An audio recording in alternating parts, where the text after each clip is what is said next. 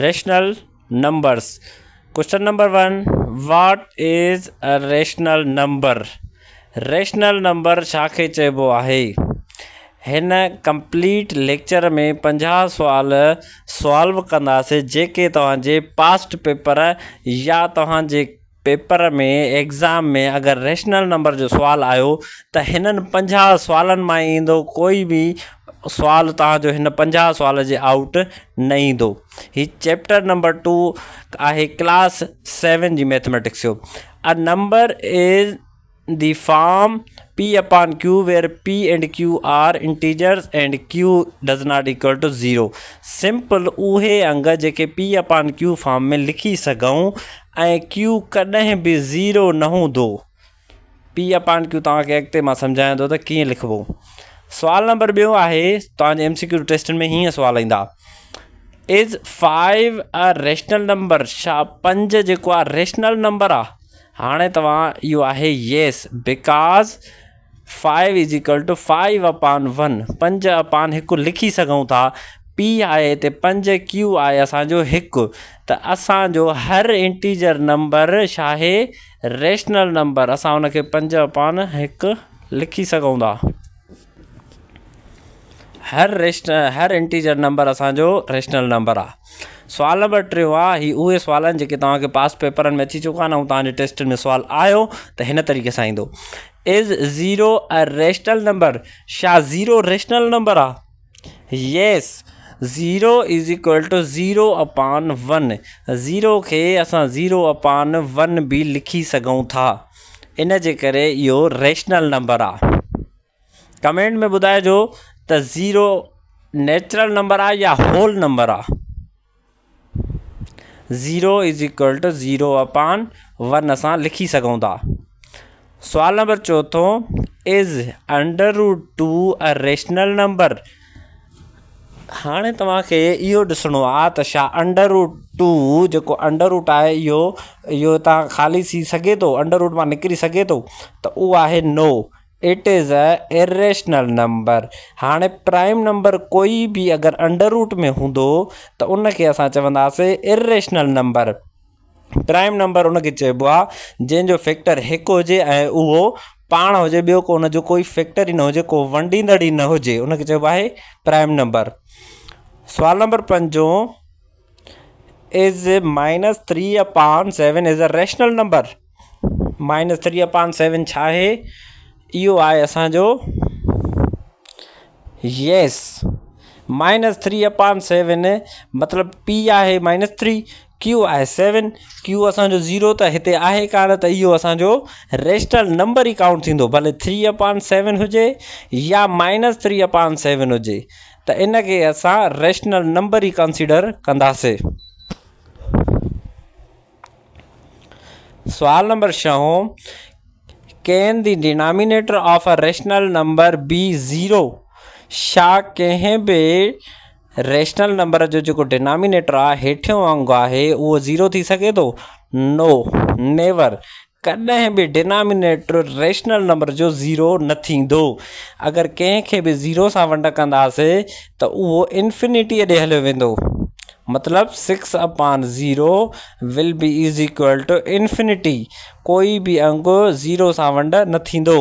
Calculator ते तव्हां 0 सां वंड कंदो त तव्हांखे एरर ॾेखारींदो। सुवाल number 7 is every integer a rational number? तव्हांखे पहिरियनि ॿिनि सुवालनि में ॿुधायमि त हर इंटीजर नंबर रेशनल नंबर आहे। Yes every integer is a rational number. हर इंटीजर नंबर रेशनल नंबर आहे। जीअं 1 2 3 -1 2 3 इहे सभु छा आहिनि रेशनल नंबर। इन में 0 बि अची थो वञे त 0 बि रेशनल नंबर आहे। सुवाल number 8 is every rational number N integer? छा हर रेशनल नंबर इंटीजर आहे? रेशनल नंबर छा खे चइबो आहे जेको p अपान q फॉर्म में लिखी सघूं उहो आहे नो। हर रेशनल नंबर इंटीजर नाहे। इंटीजर छा खे चइबो आहे 1 2 3 -1 2 3 ऐं 0। ठीकु आहे अप टू सो ऑन। हाणे इहो थी वियो इंटीजर। हाणे √2 छा आहे? इहो आहे इरेशनल नंबर, त इहो आहे हिनजो आंसर नो। सवाल number 9, what is the reciprocal of 4/5? हिकिड़ो हूंदो आहे एडिशनल रेसिप्रोकल, हिकिड़ो हूंदो आहे मल्टीप्लिकेशन रेसिप्रोकल। हिते पुछे थो मल्टीप्लिकेशन रेसिप्रोकल। मल्टीप्लिकेशन रेसिप्रोकल मतिलबु उन खे उबतड़ बसि, मतिलबु 4/5 आहे त उनजो रेसिप्रोकल छा थींदो? 5/4।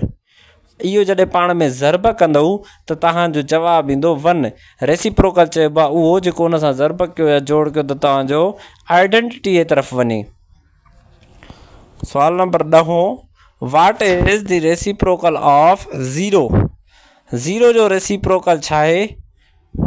एडिशन में त 0 ई आहे हुनजो रेसिप्रोकल, पर मल्टीप्लिकेशन में नॉट डिफाइंड।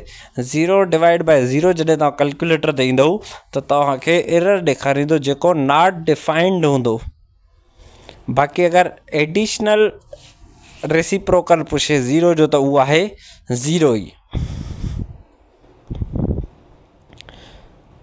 सवाल नंबर 11, वाट इज़ 2/3 + 1/6? इन्हनि जी तव्हां पहिरियों कढंदव LCM। 2/3 पोइ रखंदव 1/6, इन LCM थींदी 6। 3 जी टेबल 2 टाइम त उहो थींदो 4 + 1 5/6। ही बेसिक क्वेश्चन्स जेके तव्हांजे पास्ट पेपरनि में ईंदा आहिनि। इन में न्यूमिनेटर कहिड़ो आहे? 5, डिनोमिनेटर 6। सवाल नंबर 12, वाट इज़ 5/8 - 3/8? हाणे अगरि डिनोमिनेटर सेम आहे त सेम तव्हां पहिरियों डिनोमिनेटर रखो 8, 5 मां माइनस कयो 3, घणो बचंदो? 5 मां जॾहिं माइनस कंदो 3 त बचंदो 2/8। 2/8 खे सिंप्लीफाई कंदो त तव्हांजो जवाबु ईंदो 1/4। Answer is 1/4। ही सिंपल तव्हांखे रिविजन था करायूं। सवाल नंबर 13, वाट इज़ 3/4 × 2/3? हाणे तव्हां न्यूमिनेटर पाण में मल्टीप्लाई कंदव। 2 × 3 6 ऐं 4 × 3 डिनोमिनेटर पाण में त बचंदो 12। हो थींदो 6/12, मतिलबु 6 जी टेबल हुन ते 6 ते 1 टाइम ऐं 12 ते 2 टाइम। इहे तव्हांखे जॾहिं असां एक्सरसाइज़ सॉल्व कंदासीं, थ्योरी पढ़ण खां पोइ, MCQs पढ़ण खां पोइ, त हिकु हिकु तव्हांखे सॉल्व कराईंदासीं हिन कंप्लीट सीरीज़ में। सवाल नंबर 14, वाट इज़ 7/2 डिवाइड 1/2? हाणे डिवाइड छॾाइण लाइ तव्हांखे सिंपल जेको 7/2 आहे उनखे तव्हां सेम रखंदव, 1 खे तव्हां कंदव ज़रब में चेंज, ऐं हो जेको 1/2 आहे हिनखे तव्हां उबतो करे छॾींदव 2/1। त 2 2 में कैंसिल थी वेंदो, 7/1 बचंदो। त 7/1 = 7। इनखे असां सिंपल 7 कंसीडर कंदासीं। सवाल नंबर 15, वाट इज़ -3/5 + 2/5? हाणे LCM तव्हां हिननि जी सेम रखंदव 5, -3 ऐं +2 खे एड कंदव, -3 + 2 कंदव त तव्हां -3 मां 2 प्लस थिया वेंदा, -3 तव्हां ते कर्ज़ु आहे उनखे तव्हां 2 वापसि था कयो प्लस जा, त तव्हां वटि बचंदो -1/5। -1/5।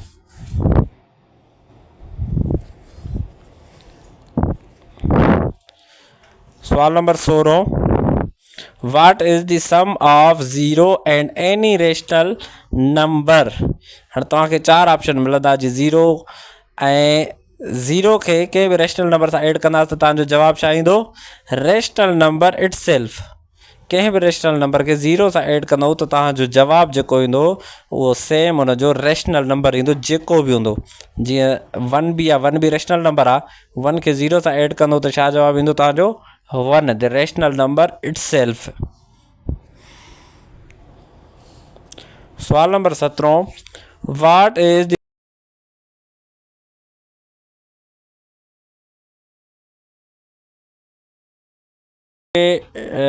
प्रोडक्ट कह दूँ कंहिं बि नंबर सां जीअं 3 आहे 3 खे मल्टीप्लाई कंदो 0 सां त तव्हांजो जवाबु 0 ईंदो। त कंहिं बि नंबर खे अगरि असां 0 सां मल्टीप्लाई था कयूं त असांजो जेको आंसर ईंदो उहो सदाईं 0 हूंदो। The product of any number and 0 will be equal to 0.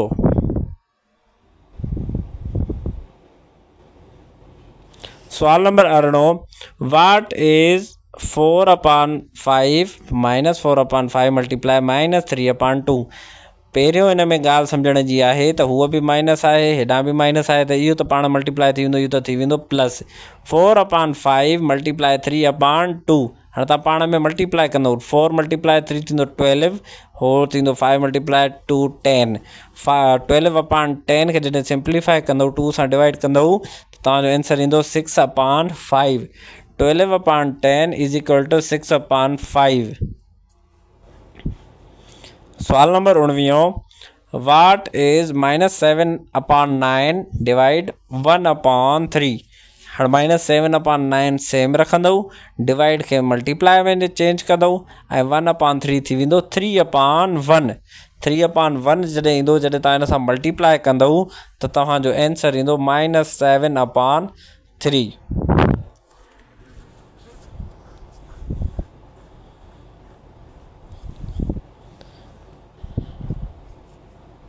ही बेसिक जेके ऑपरेशन आहिनि तव्हांखे मतिलबु रिविजन जे लाइ करायूं था। जेको एक्सप्लेनेशन वीडियोज़ हूंदा उहे हिन कंप्लीट थ्योरी ऐं MCQs क्वेश्चननि खां बाद में कंदासीं।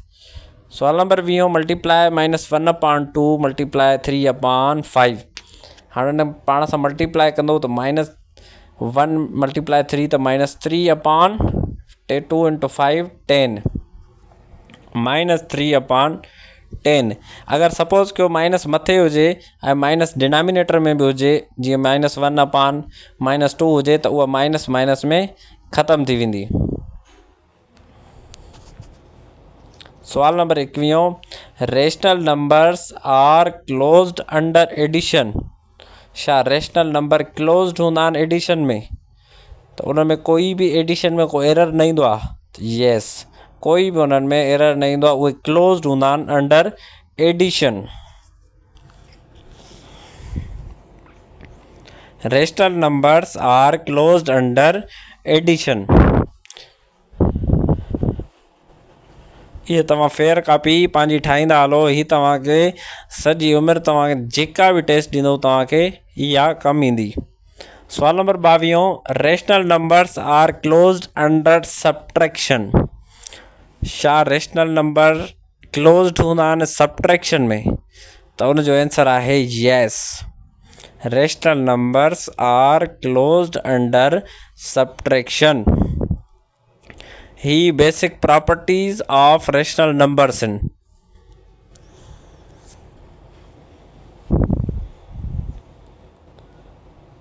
सवाल नंबर 22 असांजो थी वियो। हाणे आहे सवाल number 23, rational numbers are closed under multiplication.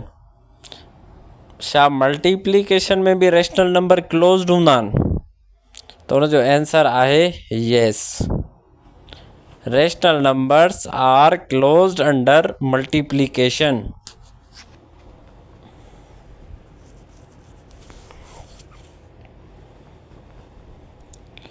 Addition, multiplication and subtraction में ये क्लोज्ड आहिनि। सवाल number 24, rational numbers are closed under division. छा रेशनल नंबर डिवीजन में भी क्लोज्ड हूंदा आहिनि? त इन जो आंसर आहे नो, रेशनल नंबर्स कॾहिं भी डिवीजन में क्लोज्ड न हूंदा आहिनि। छा जे करे? ज़ीरो जे करे। ज़ीरो कंहिंखे भी अगर डिवाइड तो करे कंहिं भी नंबर के त उहो एरर तो ॾेखारे, no division by zero is not allowed. Division by zero is not allowed. सवाल number 25, what is additive identity of rational numbers. Additive identity rational number जी छा आहे, उहा आहे असांजी ज़ीरो। ही तमामु इम्पॉर्टेंट क्वेश्चन्स आहिनि रेशनल नंबर चैप्टर मां। कोई बि अगरि रेशनल नंबर आहे त उनजो एडिटिव आइडेंटिटी छा थींदो, ज़ीरो। ही तव्हांखे सुवाल ॾिसण में नंढो थो लॻे पर हिन में वॾी पोटेंशियल आहे सुवाल में। हिकिड़ी हूंदी आहे एडिटिव आइडेंटिटी, ॿी हूंदी आहे multiplicative identity. Multiplicative identity of any rational number is 1। Additive identity आहे ज़ीरो, मल्टीप्लिकेटिव आइडेंटिटी आहे कंहिं बि रेशनल नंबर जी, उहा आहे 1। अॻिते असां एडिटिव इनवर्स मल्टीप्लिकेटिव इनवर्स पढ़ंदासीं। एडिटिव आइडेंटिटी आहे ज़ीरो, मल्टीप्लिकेटिव आइडेंटिटी 1। सवाल number 27, what is additive inverse of 3/4। हाणे सपोज़ कयो हिते 3 आहे, एडिटिव आइडेंटिटी ऑफ 3 थो घुरे, ठीकु आहे। त एडिटिव इनवर्स थो घुरे, त एडिटिव इनवर्स सिंपल हुनजे अॻियां माइनस ॾियण सां उनजी ई एडिटिव इनवर्स थी वेंदो आहे। जीअं 7 जी अगरि एडिटिव इनवर्स घुरे त उनजी एडिटिव इनवर्स आहे -7। अगरि 8 जी एडिटिव इनवर्स घुरे त उनजी एडिटिव इनवर्स आहे -8। मल्टीप्लिकेटिव इनवर्स, हाणे मल्टीप्लिकेटिव इनवर्स अगरि 5 जी थो घुरे, -5 जी थो घुरे, हाणे इनवर्स छा खे चइबो आहे, उहो अंगु जेको उन सां मल्टीप्लाई या एड कयो वञे त जवाबु असांजो आइडेंटिटी अचे। जीअं मल्टीप्लिकेटिव आइडेंटिटी छा आहे, 1। हाणे इन में असां छा मल्टीप्लाई कयूं जो असांजो आंसर अचे 1। ऐं एडिटिव इनवर्स छा आहे त उन में छा एड कयूं उन डिजिट में त असांजो जवाबु अचे 0। मतिलबु इनवर्स आहे त असांखे आइडेंटिटी ॾे वठी वञे। सवाल number 29, which property is shown. हिन प्रॉपर्टीअ खे छा चइबो आहे, a+b = b+a। इहा आहे कम्यूटेटिव प्रॉपर्टी ऑफ एडिशन। मतिलबु a आहे, सपोज़ कयो 2b आहे 3, त 2 + 3 = 3 + 2। त इन जो आंसर जेको हूंदो उहो सेम ईंदो, त इनखे असां चवंदासीं कम्यूटेटिव प्रॉपर्टी ऑफ एडिशन।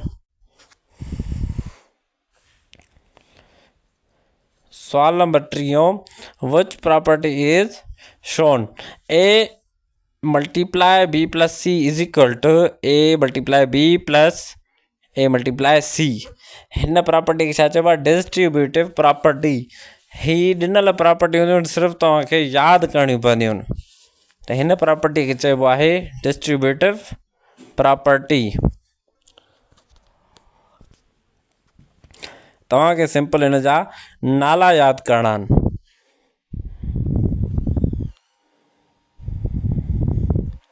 सवाल नंबर 31, विच इज़ ग्रेटर 2/3 और 3/5। बेसिक जेको मां कंदो आहियां हिन में मेथड उहो इहो हूंदो आहे त मां हिन खे पॉइंटनि में कढंदो आहियां। तव्हां हिन खे जॾहिं पॉइंटनि में कंदव, 2 खे डिवाइड कंदव 3 सां ऐं 3 खे डिवाइड कंदव 5 सां, त पोइ जेको आंसर ग्रेटर अचे उहो तव्हां रखंदव। त हिते आहे 2/3।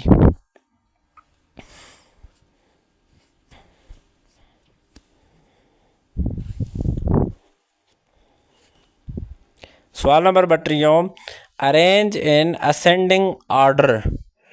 असेंडिंग एंड डिसेंडिंग ऑर्डर हूंदा आहिनि। 1/2, 3/4 ऐं 2/3।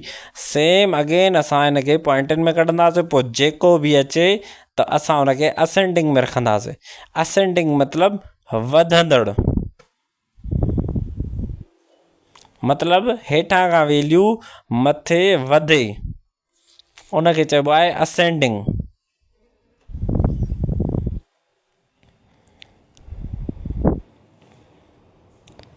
सवाल नंबर 33, छा इज़ -1/2 इज़ ग्रेटर देन -3/4 छा -1/2 ग्रेटर आहे -3/4 खां त उहा आहे येस। जॾहिं तव्हां पॉइंटनि में कढंदव त उहो थींदो 0.5 ऐं हे तव्हांजो थींदो 0.7 ऐं समथिंग थींदो तव्हांजो। त 0.5 इज़ ग्रेटर देन 0.7 788 थींदो तव्हांजो। त मतिलबु -1/2 इज़ ग्रेटर। सवाल number 34 convert -0.75 to a rational number. हाणे इहो डेसिमल नंबर्स जो क्वेश्चन आहे त पॉइंट ख़तमु करण लाइ असां हेठियां 2 ज़ीरो ॾींदा आहियूं। त 75 डिवाइड बाय 100 75 डिवाइड बाय 100 खे जॾहिं तव्हां 25 जी टेबल हणंदव त 75 ते 3 दफ़ा 100 ते 4 दफ़ा त आंसर इज़ 3/4 0.75। सवाल number 35 represent -2/5 on a number line. Number line जेको सुवाल ईंदा आहिनि असांखे उन ते असां कीअं मार्क कंदा आहियूं। Mark 0 divide space between 0 and -5 into 5 parts move 2 steps left. ठीकु आहे, तव्हां जेके 2 स्टेप्स आहिनि उहे तव्हां पहिरियों वेंदो लेफ्ट ते ऐं 5 जेके पार्ट्स आहिनि उहे वेंदा राइट ते। सवाल नंबर 36 विच इज़ स्मॉलर -1/3 और -2/3। हाणे -1/3 कंदव त तव्हांजो जवाबु छा ईंदो 0.333 ऐं हिन में जेको आहे 2/3 में तव्हांजो जवाबु ईंदो 0.666। हाणे स्मॉलर कहिड़ो थियो 0.3 या 0.6 त 0.6 इज़ स्मॉलर। इहो तव्हां आंसर जेको आहे तव्हां पंहिंजी फेयर कॉपी ते कंप्लीट हिकु हिकु कंदा हलिजो। सवाल number 37 what is the decimal of 4/5। 4/5 खे डेसिमल में कन्वर्ट करण जे लाइ छा कंदा आहियूं असां उनखे डिवाइड कंदा आहियूं। 4 खे तव्हां जॾहिं डिवाइड कंदो 5 सां तव्हांजो जवाबु ईंदो 0.8। 0.8 is the decimal of 4/5।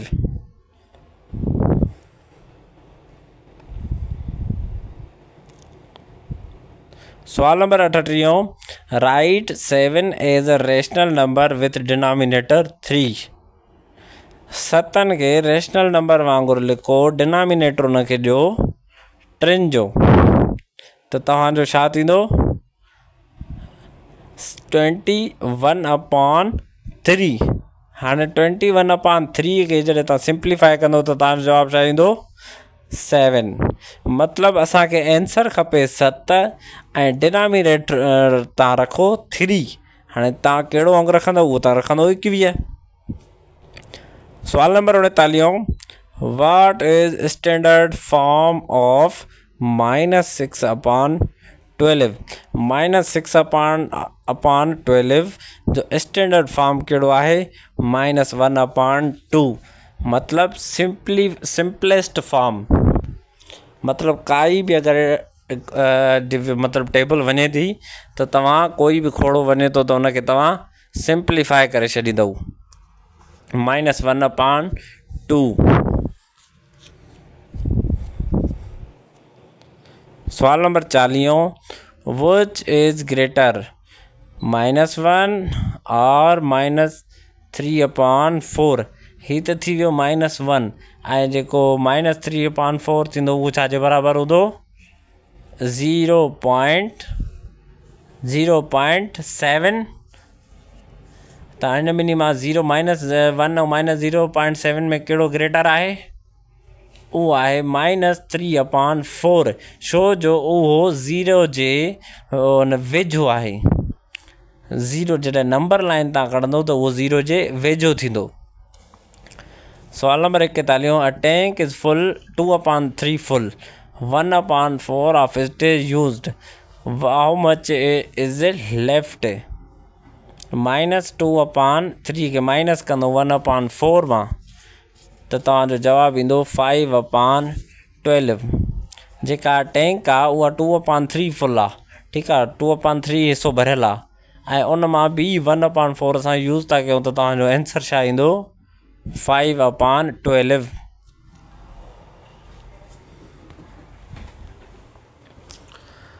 सवाल number 42, what is 3/5 of 10। Of जो मतिलबु आहे मल्टीप्लाई, 3/5 मल्टीप्लाई 10 त 3/5 जेका हूंदी 10 ते 2 टाइम त 2 × 3 = 6 त असांजो जवाबु ईंदो 6। ऑफ जी मतिलबु आहे मल्टीप्लाई, ऑफ जो मक़सदु आहे ज़र्ब।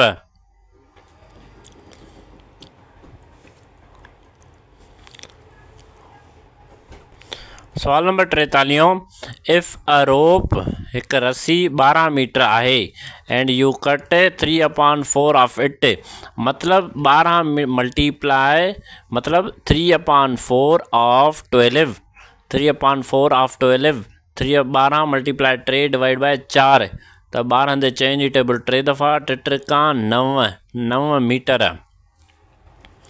ऑफ जो मक़सदु आहे multiply, 12 multiply 3/4, answer will be 9 metre. सवाल number 44, write a rational number between 1/3 and 1/2। 1/2 ऐं 1/3 जे विच में कोई बि रेशनल नंबर ॾियो, उहो आहे 2/5। इहो जॾहिं तव्हां इनखे सिंप्लीफाई कंदो, इन ॿिन्ही खे तव्हां साम्हूं रखी करे उन ते नंबर जेका लाइन हूंदी आहे उहा तव्हां ड्रा कंदो त तव्हांखे ख़बर पइजी वेंदी त इन जो आंसर आहे 2/5। इहो तव्हांखे मज़ीद एक्सरसाइज़ जॾहिं सॉल्व कंदासीं तव्हांखे सॼो सम्झाईंदासीं। सवाल number 45, can a rational number be both positive and negative. छा रेशनल नंबर कोई पॉजिटिव नेगेटिव बि थी सघे थो? त उहो त असांजो मिसाल इंटीजर्स मां ई थी थो वञे त 1 बि आहे त उहो -1 न आहे। हिकु वक़्तु हिकु ई रेशनल नंबर उहो माना only 1 at a time. Can a rational number be both positive and negative. हिकु वक़्तु इहो हिकिड़ो ई थींदो, या त पॉजिटिव हूंदो या त नेगेटिव हूंदो। सवाल number 46, is -6 an example of rational number. छा इहो रेशनल नंबर आहे?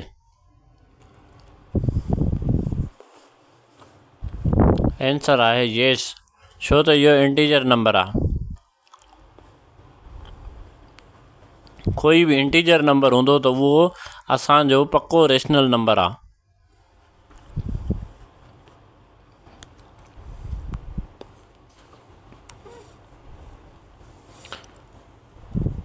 सवाल number 47, express -2/3 as a decimal.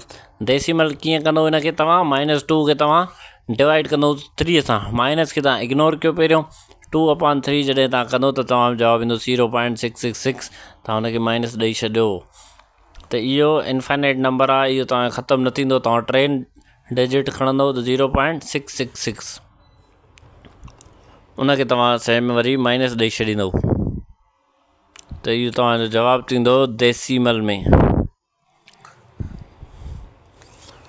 सवाल number 48, what is the value of -2/3 + 1/3। हाणे इन्हनि जो जेको डिनोमिनेटर आहे उहो सेम आहे, तव्हां 3 हेठां रखंदो डिनोमिनेटर, -2 + 1 त तव्हांजो थींदो -1, डिनोमिनेटर सेम तव्हांजो 3 त -1/3 तव्हांजो आंसर ईंदो।